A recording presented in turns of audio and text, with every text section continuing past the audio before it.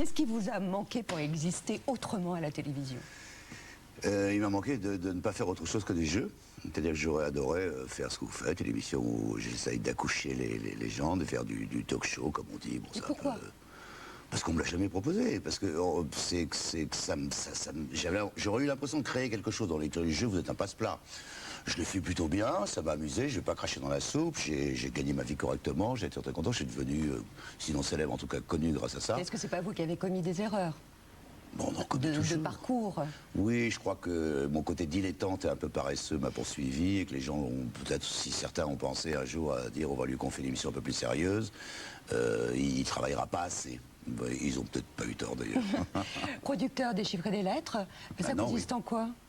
Bravo, merci Catherine.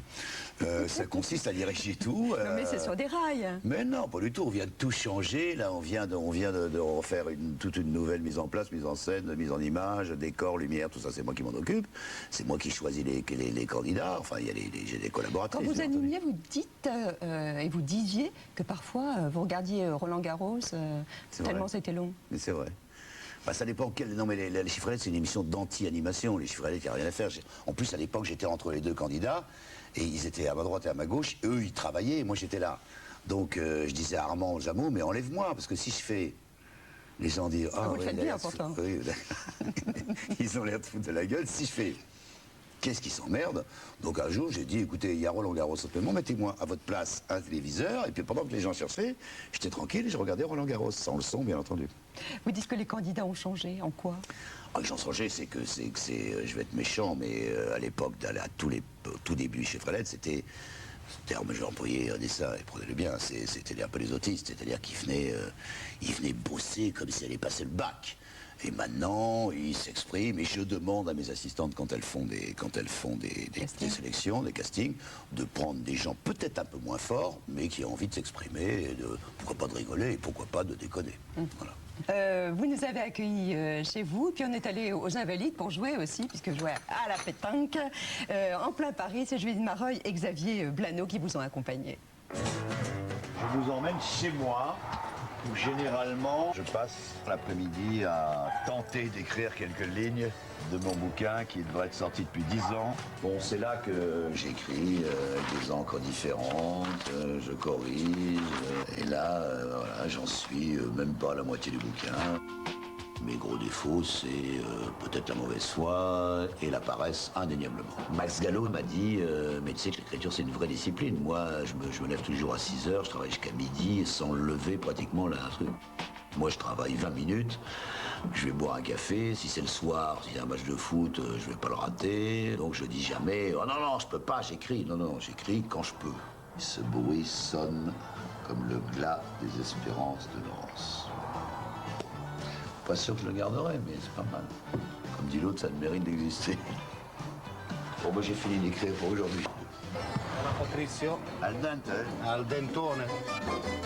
Ben, j'ai un côté italien, parce que j'ai du sang italien, du sang espagnol. Je suis en même temps un peu corse, parce que je descends de Napoléon. Hein. Mon papa a découvert il y a quelques années qu'on était de loin, mais quand même dans la lignée de Napoléon. Depuis, on se sent plus. Quel est son côté italien? Bah, c'est un bel homme. Hein. C'est un bel homme, mais s'il était italien, ça aurait été trop. Bel homme et italien. Alors là, voilà, Patrice, un peu de douceur dans ce monde brut là. T'as pas une jeune fille qui veut faire de la figuration? Encore à ton âge, toi? Je le dis dans mon spectacle, à mon âge, mon genre de femme, c'est celles qui veulent.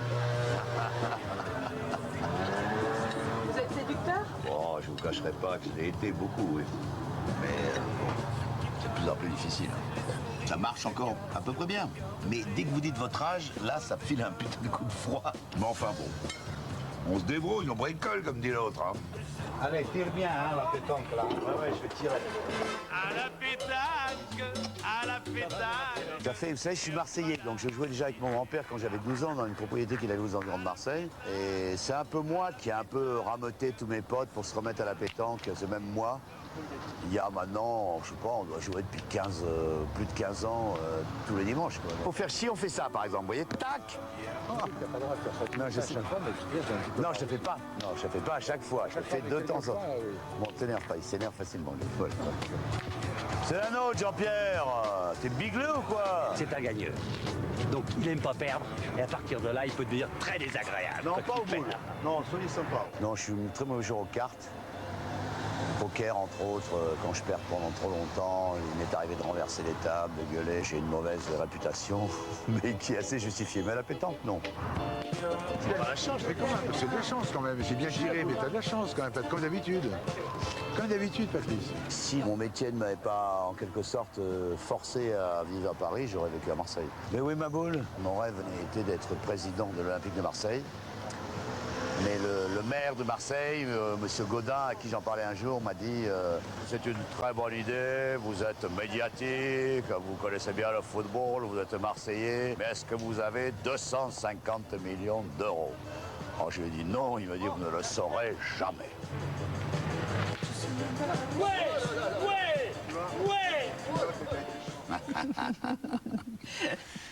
Quand vous regardez avec les autres, vous vous regardez faire, vous regardez vivre, vous vous aimez?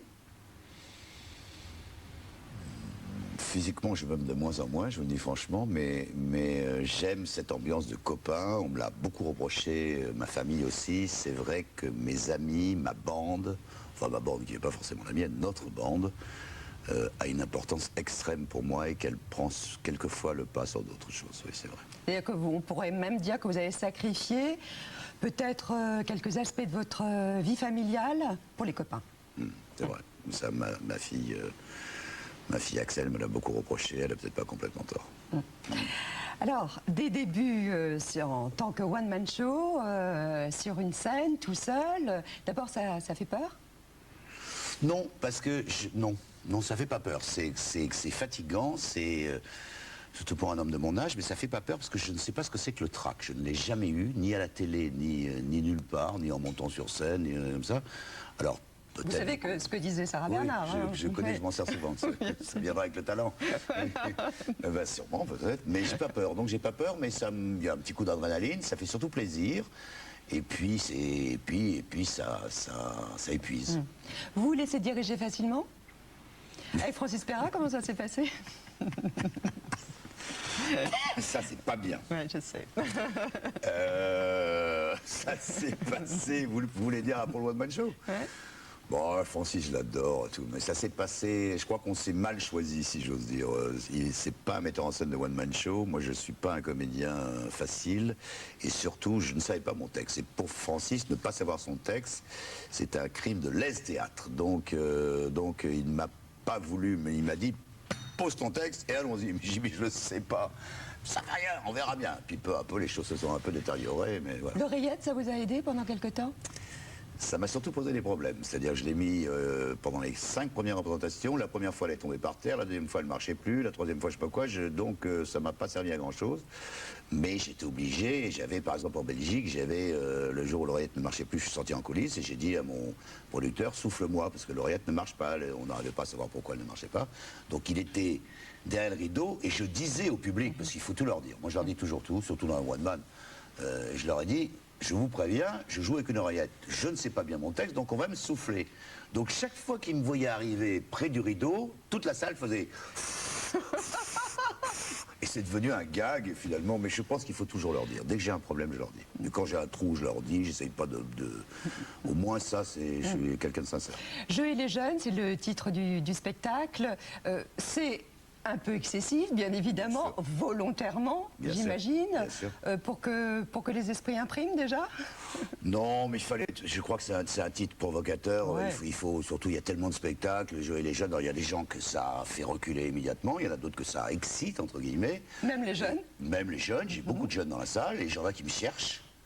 Il y en a qui me cherchent, moi en province, beaucoup. Pour le moment, Paris, c'est un peu... Bon, ça se met en place peu à peu, mais c'est un peu difficile. Le public parisien est beaucoup plus difficile, vous savez, ah oui, vous le ressentez ainsi? Là, tout le monde le sait. Il vient, le public parisien, il vient rarement sans a priori. Il vient pour juger, et puis après, il aime ou il n'aime pas. En province, ils viennent au départ pour faire la fête et pour être contents. S'ils n'aiment pas, ils vous le disent aussi durement.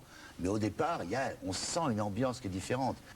Est-ce que vous pensez que le fossé intergénérationnel est plus grand aujourd'hui qu'à votre époque? Absolument. nettement Antoine, plus grand. fais-toi couper les cheveux.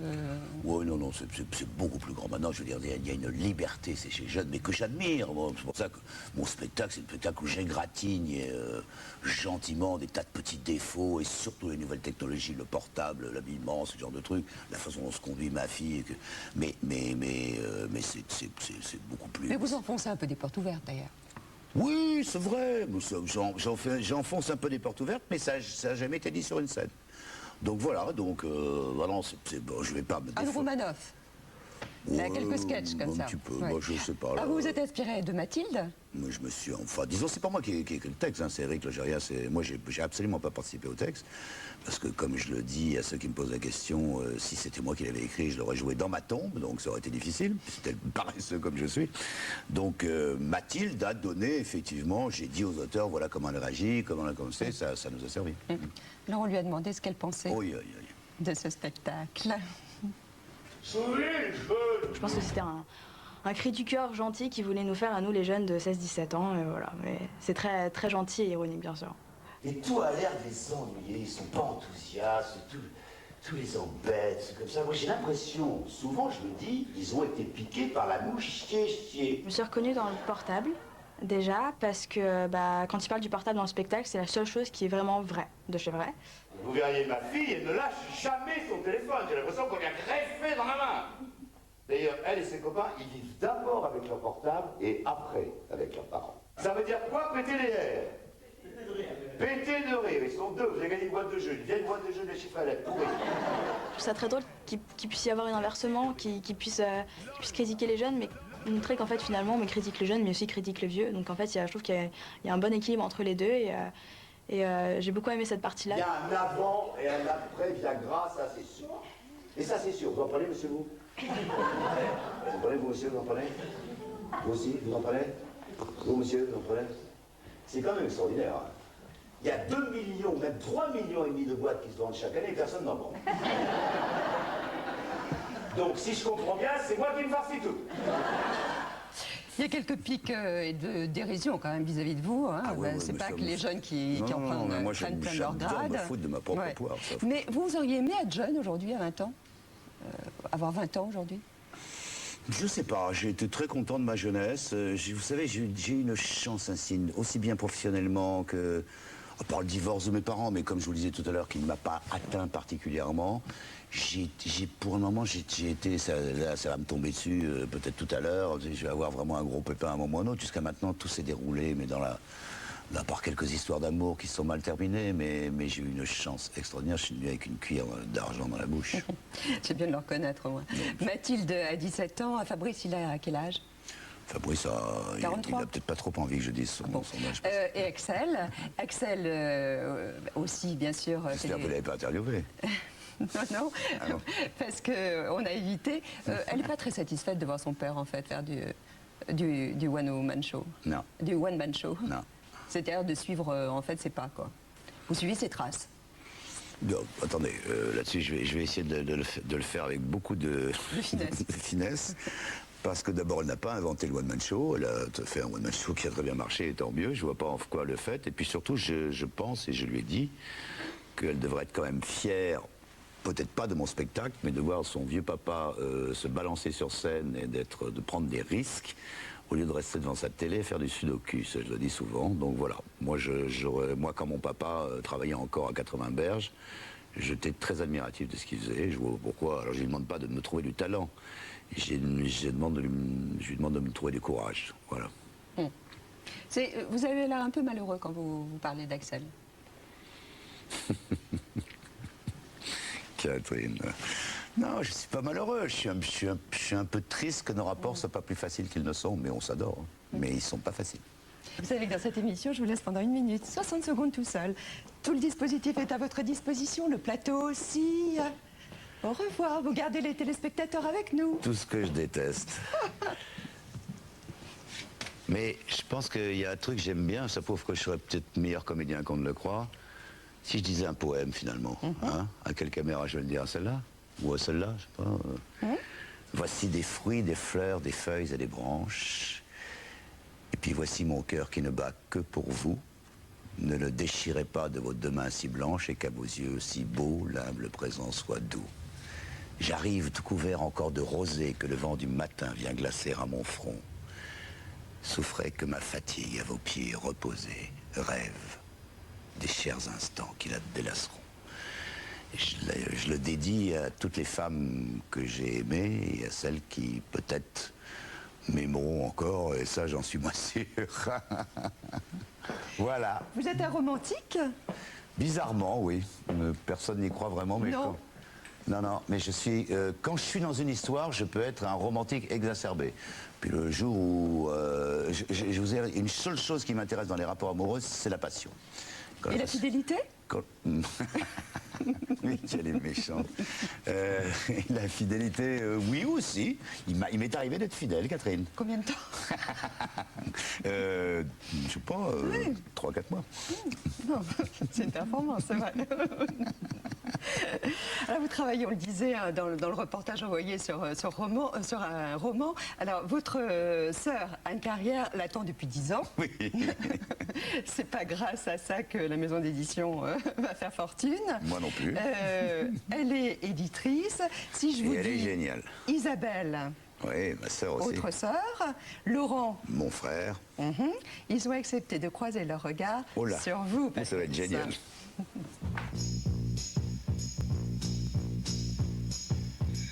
Moi, ça a été un formidable grand frère. C'était un peu l'aîné, le personnage un peu aventurier. Et quand je disais que j'étais la sœur de Patrice Laffont, alors là, parfois, ça impressionnait beaucoup les gens. On jouait au foot ensemble, il me faisait faire des buts contre lui et en me promettant 1 million de francs si j'arrivais à le marquer. Moi, il m'a beaucoup protégée, il fallait que je fasse attention quand j'étais ado. Mes petits premiers flirts, ils regardaient ça de près, hein, il fallait pas trop qu'on m'approche. Il y a aussi une autre chose qui me touche beaucoup, et je le vois maintenant en étant père moi-même, c'est qu'il entretient toujours un rapport avec les enfants merveilleux. Ils aiment Patrice. Si Patrice n'est pas là, ils sont malheureux. Les petits-enfants, ils l'adorent. Patrice, je dirais pas son âge, mais c'est un gosse. Il a conservé justement cet esprit de jeunesse absolue, de plaisir, de jeu, d'une espèce de bonheur de vivre. La vie est un jeu pour lui. La vie est un jeu entouré de ses amis et de ses proches. Ce qui me touche le plus chez lui, c'est à la fois sa grande gentillesse profonde. Il n'a jamais jugé les gens pour ce qu'ils représentaient, mais pour ce qu'ils étaient humainement. On peut compter sur lui si on traverse un moment de difficulté, de souffrance, et même financièrement. Il n'y a pas beaucoup de gens comme ça dans la vie, voilà. Donc je dirais que c'est une des personnes les plus importantes de ma vie. Son vilain petit défaut, tout le monde a dû vous le raconter, il est très méridional et plutôt soupolé. De temps en temps, il se bloque, et à ce moment-là, il est extrêmement... il peut être très agressif, très en colère. Il déteste perdre. Ça, alors vraiment, ça le rend physiquement malade, hein, vraiment. Patrice, oui, est complètement hypocondriaque. Il passe son temps à se faire des check-up. Je dirais pas que c'est le malade imaginaire, mais il aime un peu surjouer son côté je suis malade, ça va être terrible. Il passe beaucoup d'examens. Ça, c'est vrai. Ça, c'est vrai. C'est très vrai tout ça. C'est vrai. Est-ce que la mort, ça vous hante? C'est pour ça que vous êtes alors, bizarrement, hypocondriaque, non? C'est très bizarre, je suis un personnage un peu bizarre, quelquefois on me dit que j'étais un peu un extraterrestre, je ne suis pas du tout hanté par la mort, je dirais même si je vais exagérer à mort si j'ose dire, je m'en fous. Maintenant surtout, j'aurais pas aimé mourir à 30 ans, mais maintenant, qu'est-ce que je vais faire de plus dans ma vie, qu'est-ce que je vais avoir de bon, d'aussi bon que j'ai eu? Rien. Alors, du plaisir. Oui, non, mais les plaisirs, ça va raréfier à partir d'un certain âge et certains particulièrement. Donc voilà, non, je sais pas, mais je suis de moins en moins hypocondriaque et maintenant j'en joue énormément. Mais je veux savoir. Je veux savoir, et peut-être pas forcément pour me battre, parce que je suis pas sûr que le jour où je vais être vraiment malade, je vais pas baisser les bras complètement et me dire, allez, ça va, c'est comme ça. C'est le moment de partir. Voilà, c'est le moment de partir. Vous pensez qu'il y a quelque chose derrière? Je ne sais pas. Et j'espère retrouver mon papa, mon frère, ma maman, et qu'on se fasse une bonne bouffe ensemble. Vous me répondez par pour ou contre. Est-ce que vous êtes pour ou contre l'interdiction des téléphones portables avant l'âge de 12 ans? Je suis pour. Est-ce que vous êtes pour ou contre les liftings? Je suis plutôt pour les liftings. Les primaires socialistes? Pour. Le livre numérique? Contre. Les mères porteuses? Pour. La légalisation du cannabis. Pour. Sortir du nucléaire en France. Contre. La télé-réalité. Ni contre ni pour. Une politique de quotas à la télé. Sur la diversité notamment. Pour. Le Viagra. Pour. Beckham au PSG. Contre. Et des animateurs télé qui touchent à tout et qui se lancent dans la chanson. Pour. Est-ce que vous aimez les surprises? Non. Eh bien, ça tombe mal. Bon, Il y en a j'aime pas une du qui tout vous les attend. surprises. Il y en a Alors, une qui vous attend. c'est quoi? Il y a un garçon qui est sur ce plateau que vous n'aimez pas du tout. On lui a demandé quand même de venir. Oh, c'est sympa comme surprise. C'est bien, n'est-ce pas? On va pas se Ouais. taper. On est un peu maso. Donc, vous allez aller le rejoindre parce que ce qu'il attend de vous, c'est que vous chantiez ensemble. Oui, oui, oui. Regardez C'est où? qui est là. C'est Gérard Rolls. C'est mon GG. C'est mon Merci GG. Gérard d'être là. Mais oui, je vais le rejoindre. Mais c'est un bien plaisir. sûr. Qu'est-ce que c'est que ce truc, mon Tu GG? t'assois en face. Salut, tu sais que t'es beau, toi. Gérard pour un Rolls, homme de Patrice ton âge. Laffont, les inséparables. Ils se connaissent depuis 30 ans. Oh Ils là vont là, nous et je suis- interpréter et je suis le parrain de son fils. C'est le parrain d'Antoine. Ouais. Alors la proposition, C'est quoi? Catherine, on a lancé un groupe qui s'appelle les Odieux Visuels, avec Nelson Montfort, avec Tex, avec Fabienne Amiac. Et de temps en temps, donc, Patrice, moi je propose ce soir Gainsbourg, comme je sais que tu la connais celle-là. Alors, le ton, ça va être... Tu sais que je suis toujours en avance ou en retard, moi. Tu sais, c'est comme ça. J'attaque et puis tu continues. J'avoue, j'en ai bavé pas vous, mon amour. Avant d'avoir eu vent de vous, Oui. mon amour, ne vous déplaise en dansant la javanaise. Nous aimions le temps d'une chanson. À votre avis, qu'avons-nous vu de l'amour? De vous à moi, vous avez eu mon amour. Ne vous déplaise en dansant la javanaise. Nous aimions le temps d'une Chanson, Catherine, les paroles. Catherine, les paroles avec nous. Allez, allez. Alors, hélas, avril en vain vous, à l'amour. J'avais envie de voir en vous cet amour. Ne vous déplaise en dansant la javanaise. Nous aimions le temps d'une chanson.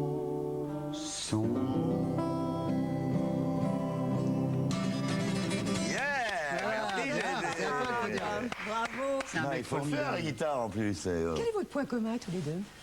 Le théâtre, c'est sûr. Les Ouais, mais femmes, même avant, il y avait d'autres choses. la générosité Le peut-être. sport. Voilà. Et le sport aussi, on a joué au foot pendant très longtemps Ah dans ouais, plusieurs J'avais un équipes. dribble tabouret.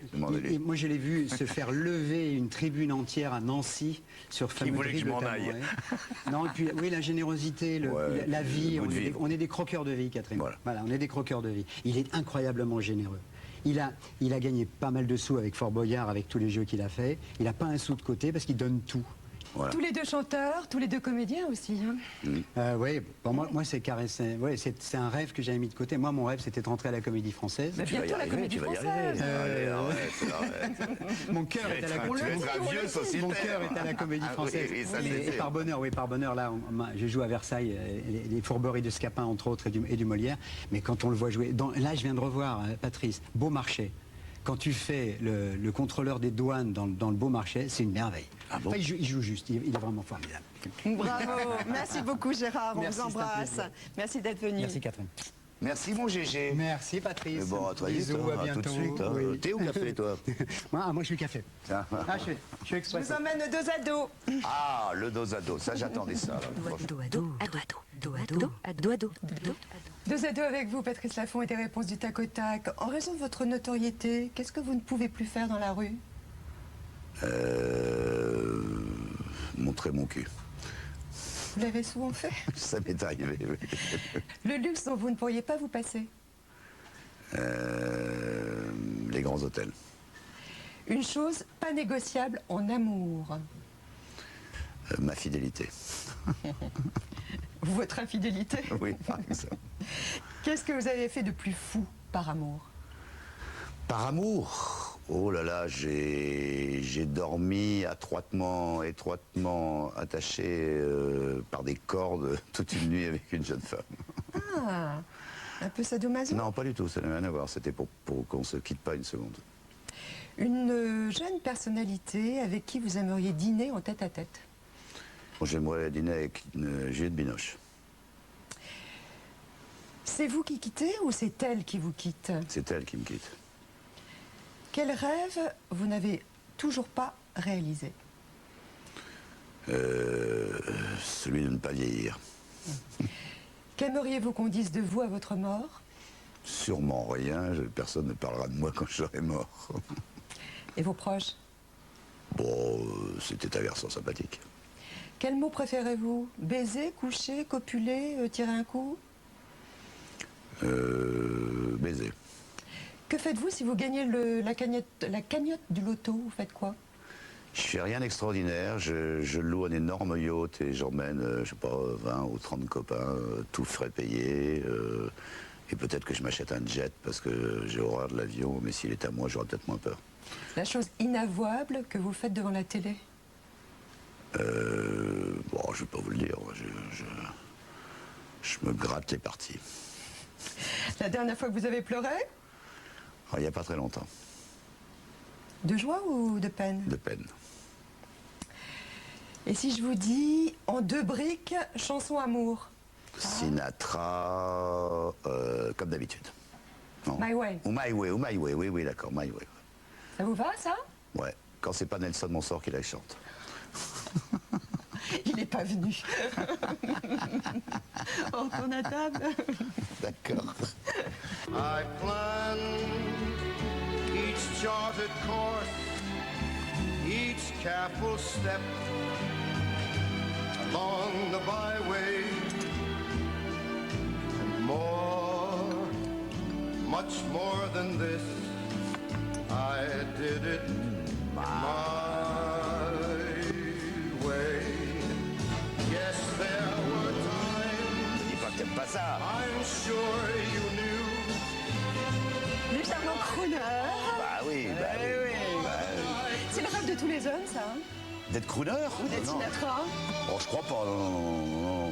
Moi, quand je dis ça, je passe pour un ringard, même avec des mecs de mon âge. Ils préféraient beaucoup les rockers, les Rolling Stones, Les des trucs Beatles, comme ça. Les etc. Beatles, j'ai bien aimé, mais les Rolling Stones, je suis pas fou, non. Bon, il y a 3 mots hein, qui sont toujours en l'air, là. Ils Oui, c'est attendent. vrai. Hein, ils attendent. Hein. C'est vrai qu'ils attendent. Je voudrais vous offrir 2 livres. Alors, on les a bien choisis, je pense. Tout d'abord, ils l'ont vraiment dit. Ce sont toutes les petites phrases qu'on entend à la télévision Oulala, concernant le foot. Ça doit être Donc, détergent, ça. Il y a 1700 Hein? petites phrases, les plus marquantes, consignées dans ce livre. Ça, j'adore. C'est aux éditions Subversion Ça, France. j'adore, là. Et vous, l'amateur de foot, Oh là là. effectivement, vous allez bien vous amuser en les lisant. Alors, autre chose, on a pensé que la sexualité du côté des femmes, ça pouvait aussi vous intéresser. Effectivement. Bien.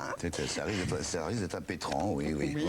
Voilà. 3 romans de François Sampère. Il y en a eu un, ça y est, un mot, un pétron. Non, j'ai dit détergent aussi. Un J'ai dit ça, ça doit être détergent. Deux. Aux éditions Blanches, 3 romans donc de François Sampère. C'est une trilogie de la passion amoureuse et sexuelle, mais du point de vue de la femme. Ah, c'est intéressant, Hein? ça. Ah ouais. Ça vient un peu tard, mais c'est intéressant. Mieux vaut tard que, n'est-ce pas? Vous montez sur votre âge? Pas dit, jamais, non. Ah non. Donc on peut dire votre âge. En plus, comme je ne l'ai fait pas, donc c'est pas grave. 72 ans. Voilà, exactement. Voilà. Pas mal. Hein. Je voudrais remercier Claire de Chavagnac-Brognon. C'est elle qui est exposée sur le plateau Théo Café aujourd'hui. Elle expose du 19 au 22 octobre à Bastille Design Center. Ça vous plaît, ça vous parle? C'est très décoratif. Moi, je ne suis pas un fou de la peinture, mais ça, je trouve ça très beau parce que c'est décoratif. Et elle transcrit ses sensations, dit-elle, en rythme qui se décline comme ça, de ligne en ligne. Son nom, Claire de Chavagnac-Brognon, qui est exposé aujourd'hui sur le plateau Théo Café. Demain, c'est François Chirec, le secrétaire général de la CFDT, qui sera avec nous entre 7h et 8h. Ne manquez pas cette émission. Ne manquez pas aussi de regarder sur Internet le bonus. On demandera à Patrice dans quelques instants d'enregistrer un petit bonus pour vous, internautes. Vous pourrez la revoir évidemment sur plus.fr, cette émission. Et puis elle sera rediffusée cette nuit. D'ici là, vous vous portez bien. On se retrouve demain à 7h. Passez une très très bonne journée. Et puis bonne chance pour la suite. On dit que ça se passe dans un petit théâtre qui est tout à fait sympathique. C'est petit que ça, il a 150 places, ça s'appelle l'Archipel, il est en face du théâtre Antoine. Il est tout en longueur. Mais j'allais pas me balancer à la Comédie Française. Hein. J'ai conscience de ce que je fais. Et je voudrais vous remercier énormément, Catherine, de ne pas m'avoir pris pour un paillasson. Bien. Je l'ai dit. Il l'a dit. Paillasson, impétrant, détergent. Le compte est bon. Merci beaucoup. À demain à 7h. Bonne journée.